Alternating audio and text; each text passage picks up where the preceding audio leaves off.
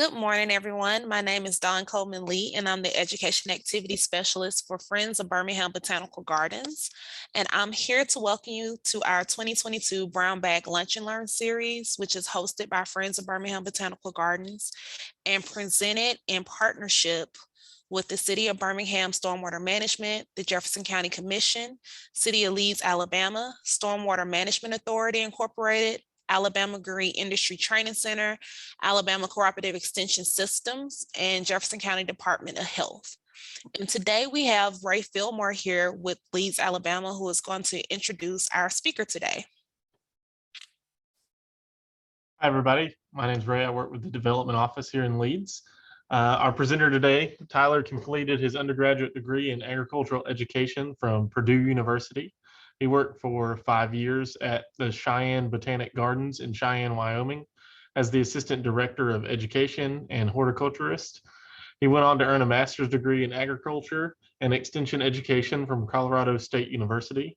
He also earned a PhD in horticulture from Colorado State University. Today, he works as the Director of Education and Visitor Experience for the Friends of the Birmingham Botanical Gardens. Tyler, take it away.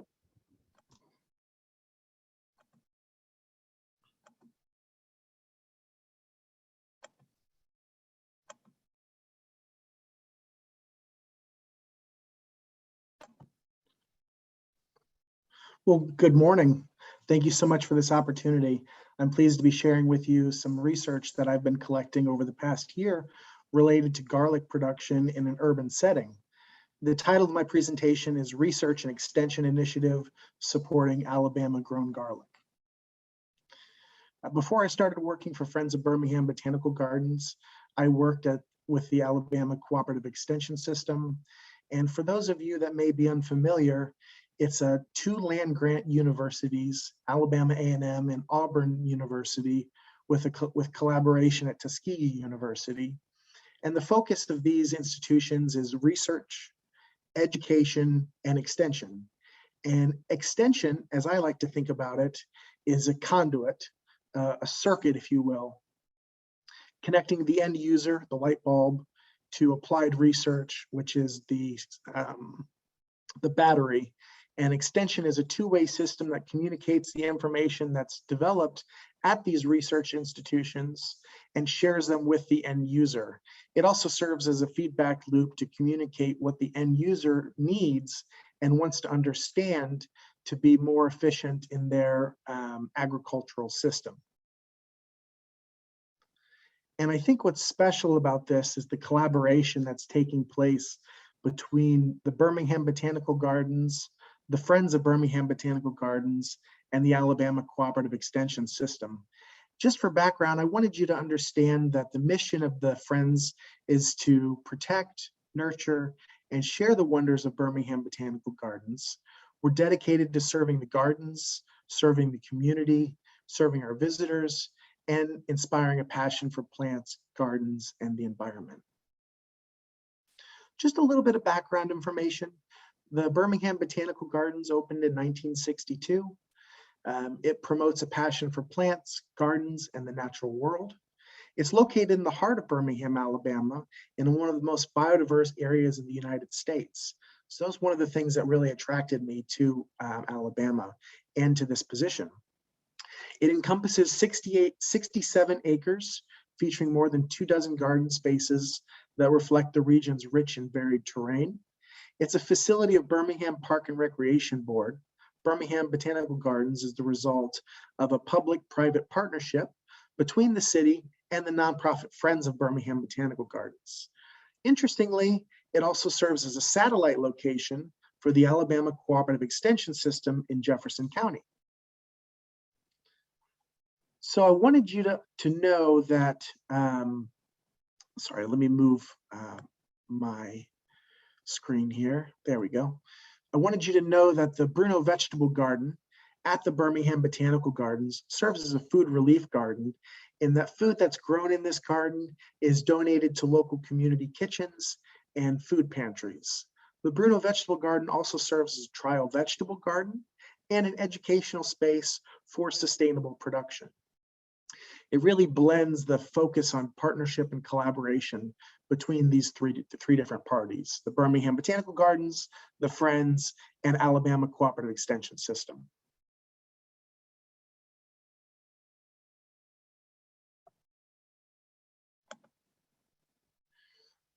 There's been a incredible surge in farmers markets in Alabama over the past 20 years. In fact, there's been a 923% increase in the number of farmers markets. And what we're seeing is that people are demanding the purchase of more local foods.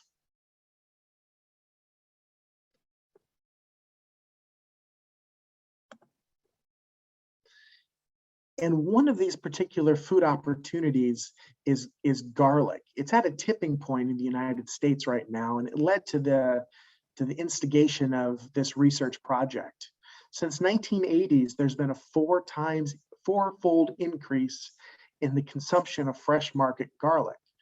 So it seems that millennial generations and later are interested in cooking with fresh market garlic versus dried powder form as a spice or pre-packaged in a container that's already chopped up.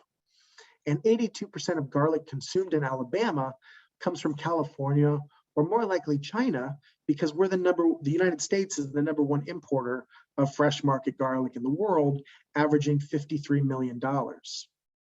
And interestingly, garlic is only produced by 34 farmers in Alabama on 7 acres. And if you know much about vegetables, 7 acres across the entire state is very minimal production. So we have this demand for local foods. We have a demand in particular for fresh market garlic, and we have a production limitation in that only 7 acres are produced across the state. So this seemed like a unique opportunity to investigate why perhaps garlic isn't produced more, or identify which species of which cultivars of garlic would be applicable to address this production limitation. And as you look at this picture, who wouldn't want to eat this delicious garlic? It's roasted in the oven with broccoli and looks like some olive oil and salt and pepper. And for those of the home chefs out there, what vegetable isn't more delicious with fresh garlic? And that was one of the reasons I was so interested in evaluating cultivars for garlic performance. I was out with friends and I wanted something delicious, and I saw on the menu that garlic was roasted with olive oil, salt and pepper, and broccoli. And I thought that would be delicious. And then I thought, what vegetable isn't delicious with fresh garlic? And that's ultimately the goal of a USDA specialty crop block grant. It's to increase the production and the consumption of specialty crops. And specialty crops is the other category in horticulture. It includes Christmas trees, flowers, bulbs, floriculture, vegetables, and basically the non-agronomic crops that are sold on the open market or sold like corn, soybeans, and wheat are sold. There are 2 different garlic types. There's a softneck garlic, which is common to grocery stores. It stores well, it has a mild flavor, and there's regional adaptability. And then there's hardneck garlic, which is closer to wild garlic. It can store longer, it has distinctive flavors, and the flavor is influenced by terroir, which is the land and the environment production inputs into the system. And if you're wondering what the difference is, if you've ever planted garlic and you've tried to push the neck over, if the neck slides over very gently, then it's a soft neck. If you really have to push on it, then it's a hard neck, and you'll know the difference immediately. Garlic is a versatile ingredient. It can be used to flavor meats and fresh vegetables, could inspire others to cook more with fresh ingredients, and it could address those living in a food desert to cook more fresh produce. The project objectives were to identify cultivars that perform well across locations and production scopes. We wanted to know how the 11 different varieties performed in commercial production and how they performed for the home gardener in raised beds. And we evaluated it based on yield and quality characteristics. And then we also wanted to increase the amount of garlic produced in Alabama by commercial producers and home gardeners. And then, excuse me, let me move this. We wanted to teach youth and adults about nutritional benefits and the flavor profile of fresh market garlic.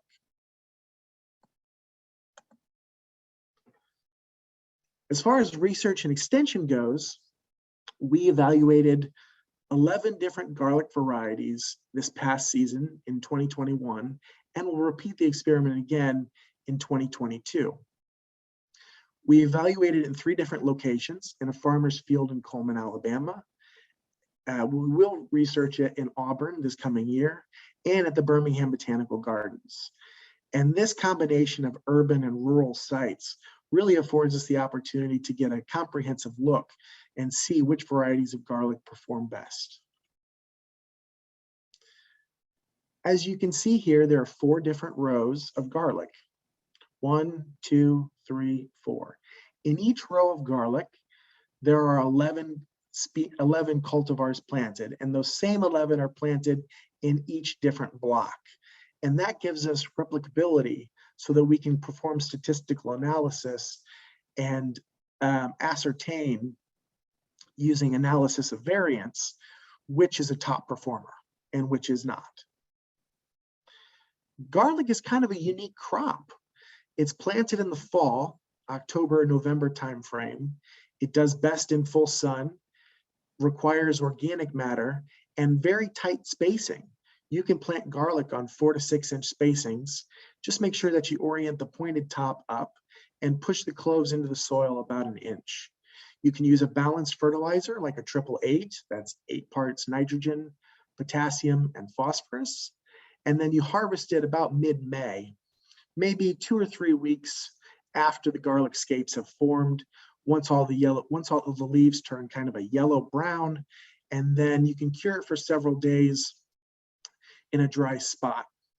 It also affords you the chance to store garlic, if you grow your own, for 6 to 8 months. And this is what it looks like in the field. You can see the curly tops are the scapes, which are the flower spikes, and you'll want to remove those as soon as they appear. This is what the garlic looks like, just a slightly close-up version. And you can really see how densely planted it is. And I think what's special about garlic is that it does well in the home landscape, just along a back row of a fence. You could grow maybe 10 or 12 feet of it, and you'd have garlic for the year and then some. When you're harvesting garlic, this is what it looks like. The stalks turn kind of yellow, brownish, and then you'll take a pair of snips and cut off the top ½ inch of the stalk and the roots, and then you'll have what looks like garlic growing, or you'll have what looks like to be garlic that you would buy from a grocery store.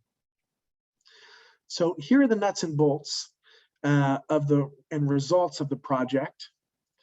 We see that Penn Wonder, Chestnut Red, and Russian Red on the left are low performers. Then we have medium entries in the middle, and the top performers are on the far right of the graph. And we see that Purple Glazer, Inchellium Red, and Romanian Red are the top performers from this past year. Again, we'll repeat the experiment in this coming season, the 2022-2023 season, and we'll have the results from our 2-year trial. I'll leave this slide up just for a minute, just if anybody wants to take a screenshot or write down these names, but there was dramatic difference in performance between Purple Glazer, Inchellium Red, Romanian Red, and the rest of the pack.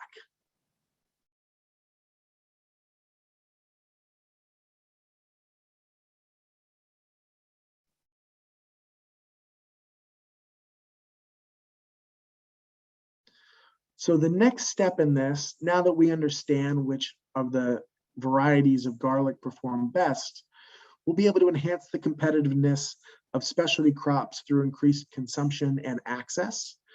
We'll conduct field days, we'll write fact sheets, develop infographics, and present social media posts so that people can understand which varieties of garlic perform well in Alabama.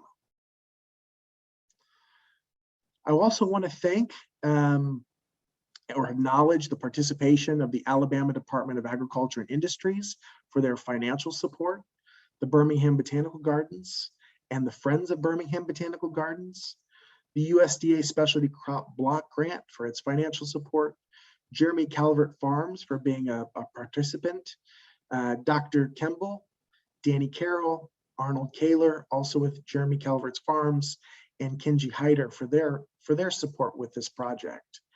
And now I'd like to open it up to any questions that you have about the project or about the results. Dawn, are there any questions?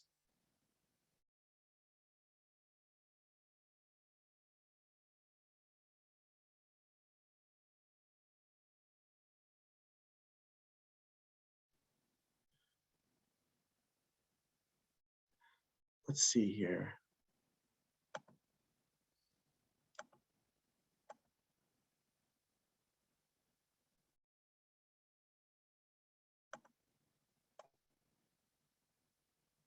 I'm going to allow you to talk here in just a minute. I'm looking for your raised hand. There we go. Okay, go ahead, Kate. Hi, I appreciate this so much. I planted the wrong garlic, obviously. I just looked at your chart and mine was destined to be doomed. But I had a question about planting it. Can the garlics in Alabama, can they grow in an above ground box or do they need to be like in the ground? Which do you think is best? Either is best. You just want to make sure that if they're above ground, that you're providing enough irrigation, because those garlic varieties the top performers are going to perform well in a raised bed or in a container, but you want to make sure that your soil doesn't dry out entirely. Okay. And when in my garlic, I mean, I know it was a low performer, so, and I've never grown garlic before, but I did try it this year. Yeah. It just never bulbed. So is that like, that's typical of a garlic that's just not going to perform? It just never bulbed out? Yes, that exactly. That's okay. Exactly what happens. They don't form a bulb, or the bulb is very, very small. Yeah. No, I just almost like it hasn't done anything. Yeah, exactly. Except it had the smell. So I did use it to deter other animals from my garden, but sure. I just laid it out. There was no eating it. You know, it wasn't worth it. And yeah. No, go on. By and large, we found that the hardneck varieties perform better than the softneck. And I performed a 2-month storage assessment just a couple of days ago. And that also reinforced that hardneck varieties are going to perform better than softneck and store longer. Oh, awesome. Okay. So I'm going to use that chart because the chart that you just did, that's an example of what I should be looking to plant then this fall. Is that correct? Yes, exactly. Okay. And it doesn't matter because I'm in the mountains, northeast Alabama. Does that matter like where we live on when we plant this, or should I just shoot for October to get it in the ground? Because you're in the mountains, it's going to be a little bit colder. So your your fall season is going to start sooner than my fall season will. So when I plant on November 14th, you might plant like 2 weeks earlier. Okay. So, all right, the 1st of November then is what I should shoot for. Yeah. Okay. All right. Thank you. Boy, and really you want to, yeah, go ahead, Kate. No, I was going to say, I really appreciate this. I want to grow garlic so bad. It is my favorite.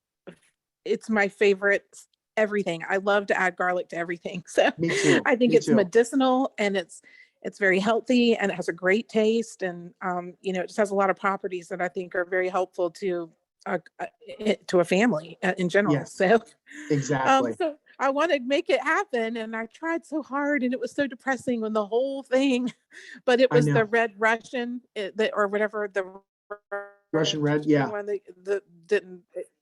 That's the one I grew. It Okay, didn't do okay. anything. So Sure. yeah. So I'll choose one on the other end for this fall. Do you Okay. recommend where to get the garlics from? A lot of these garlics can be ordered directly from the supplier. I Okay. use the internet, and I ordered from Fillery Farms. Fillery Farms. Okay. Fillery, Fillery. Okay. All right. But I know these varieties can be purchased from other places too. Okay. Thank you so much. You're welcome.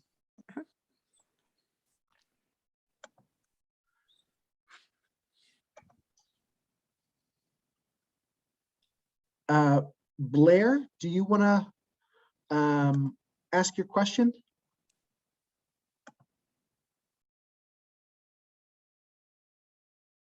I think you're unmuted now. Yes, she should be unmuted.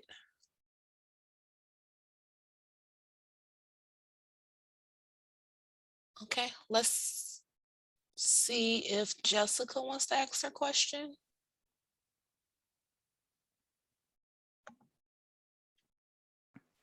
Can you hear me? Yes. All right, excellent. I have a couple of questions. My first question is, when you were measuring their growth, were you measuring by weight? Were you measuring leaf output? What were your metrics? It was marketable yield. So Okay. if I were a grower, what I could sell the garlic for. Excellent. Okay. So another thing I found was really interesting is if you go to any website, they're going to recommend soft neck garlic. So I found it really intriguing that the hard neck was the one that performed the best. When I was in Cheyenne, I used to work with Shane Smith, who has literally written the book on production in a conservatory. But he's also done a lot of gardening experience. And what he told me when I was in Cheyenne is that hardnecks typically produce better for the home gardener. Okay. And I had heard that again last year from Dr. Kimball, and that's partly what I wanted to evaluate. So this year I grew softneck and hardneck. This upcoming year, I will repeat that. I'll grow both softneck and hardneck again to make sure there weren't any anomalies.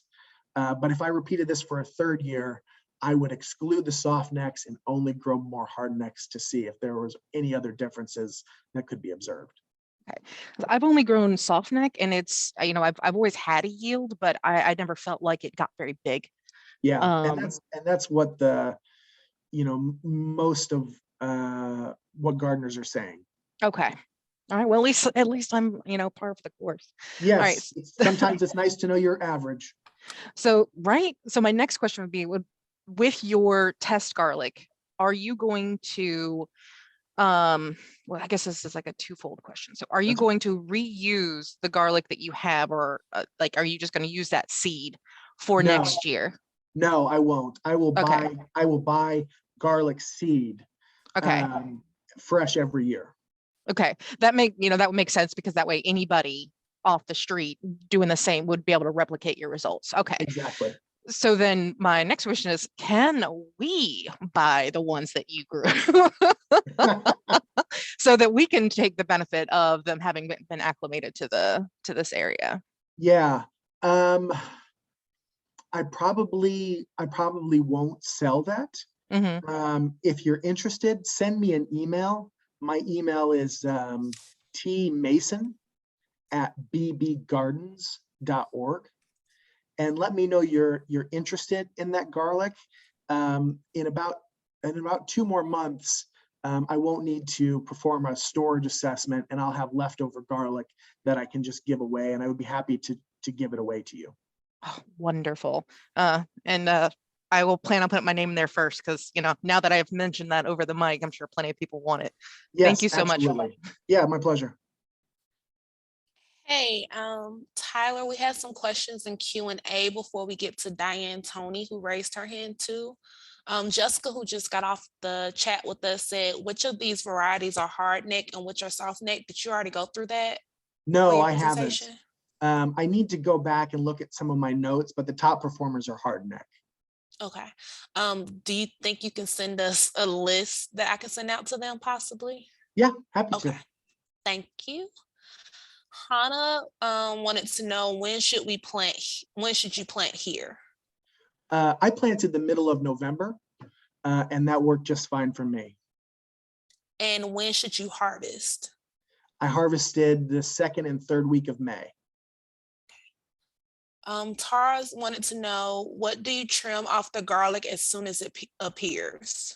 It's the flower scape, and it looks like somebody took a straw, and you have your stem, your stalk, your leaves coming off of it, and then right out of the middle is a curly Q straw growing up, and it will form a little flower stalk if you don't cut it off. But that's what you remove, is that curly Q straw. Hannah asks, how do you know when garlic is ready to harvest? All of the leaves turn kind of a yellow and brown. It looks like the plant is desiccating. And then once you see that, that's when you harvest. Where can I buy Romanian red? That's from Kathy. I got all of my garlic from Fillory Farms, but there are lots of other garlic distributors that you could purchase these varieties from. And could you spell Fillory Farms for me again? I think I spelled it wrong in the chat.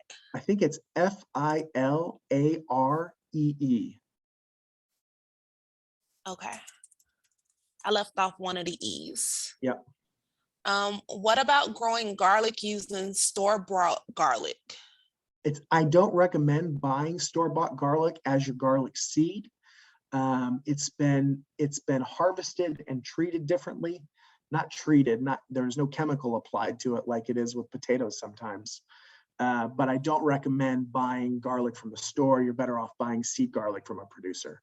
It's going to be optimized and held so that it could be planted. Okay.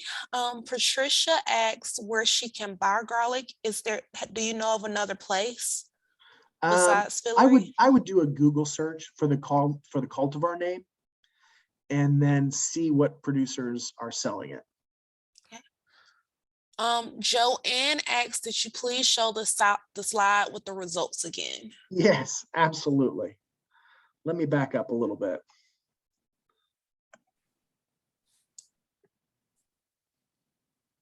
Okay. That's showing now, right? It is. Okay. Hannah said, what are you looking for when you harvest? I think you answered that. Yeah. You're looking for the tops to turn kind of a brown yellow, almost like the plant has died or is dying. It's reaching senescence, it's drying down, it's transferring the photosynthate from the leaves and that energy into the bulb, and then it's ready for harvest then. Okay. And we have Blair now, who has her hand raised. She has 2 questions. She's having trouble with storage and ended up keeping it in the fridge. Do you recommend this? The best way to store garlic is in a cool, dry, dark space.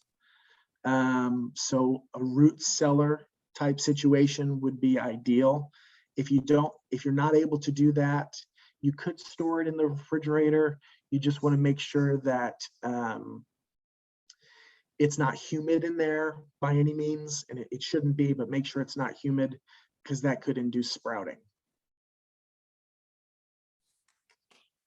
Blair also said that King is a good supplier. Okay, great. Thank you, Blair. Jeffrey Allen wanted to know if you cure them like onions before storing. You don't have to field cure them. I just harvested mine directly from the field, cut off the tops, cut off the roots.